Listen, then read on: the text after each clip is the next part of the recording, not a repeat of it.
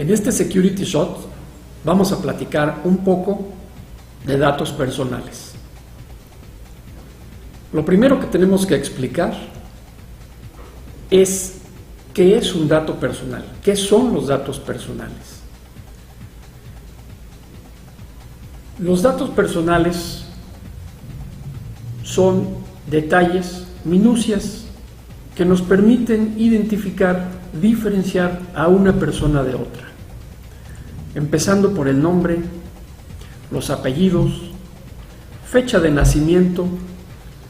Esos son ejemplos de datos personales y podríamos decir de los más básicos, datos de identificación. Pero no se queda ahí. Además de lo que pudiéramos mencionar como domicilio, número de teléfono, también podríamos señalar otro tipo de datos personales, como serían los datos patrimoniales, caso específico, el número de una cuenta de banco, el número de una tarjeta de crédito, los números de seguridad para acceder a estos servicios. Y todavía hay más.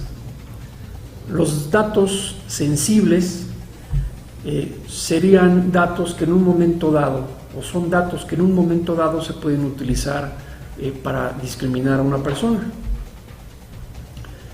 Tenemos las opiniones políticas, tenemos datos de índole religiosa y también los datos de salud. Los datos que nos permiten saber si una persona padece alguna enfermedad o si requiere de algún tratamiento o está siguiendo un tratamiento específico. Todos esos son datos personales. Ejemplos de datos personales. Ahora bien, cada país maneja un sistema jurídico y por eso es importante considerar que los datos que pueden ser sensibles aquí en México, considerados como sensibles aquí, no necesariamente van a ser considerados así en otra jurisdicción. La protección que reciban los datos personales en México básicamente es la misma que en otros países, pero puede haber minucias, puede haber diferencias en la protección, en la autoridad que ejerce, desde luego, las facultades que tiene la autoridad. Aquí en México, digamos de una vez, la autoridad que vigila el tema de datos personales a nivel federal es el Instituto Federal de Acceso a la Información y Protección de Datos. El tema de datos personales está de moda aquí en México, pero es un tema que tiene ya muchos años. No empezó aquí, sus raíces se remontan a Europa. Después de la Segunda Guerra Mundial, es cuando se reflexiona que los datos personales fueron abusados por un grupo en el poder para buscar a personas con cierto origen étnico, con cierta religión, y llevarlos a campos de concentración y cometer crímenes con esas personas. Llegan los avances tecnológicos, llegan los avances informáticos y las personas que están viendo esto reflexionan y se dan cuenta que con los avances informáticos sería mucho más fácil hacer un abuso de los datos personales, porque las bases de datos pues agrupan mucha información en un solo lugar.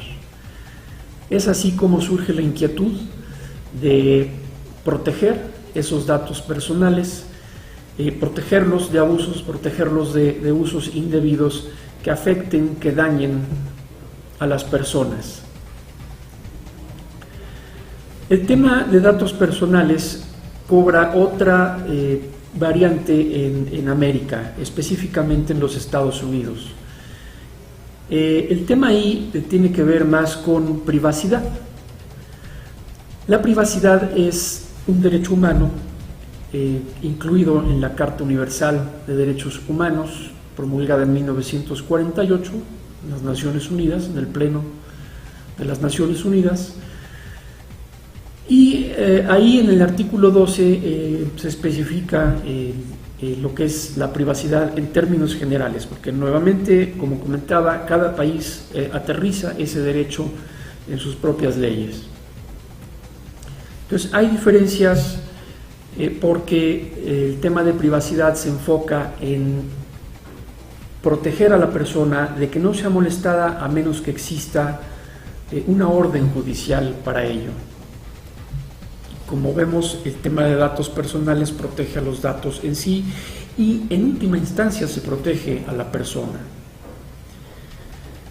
Hasta aquí dejamos este Security Shot.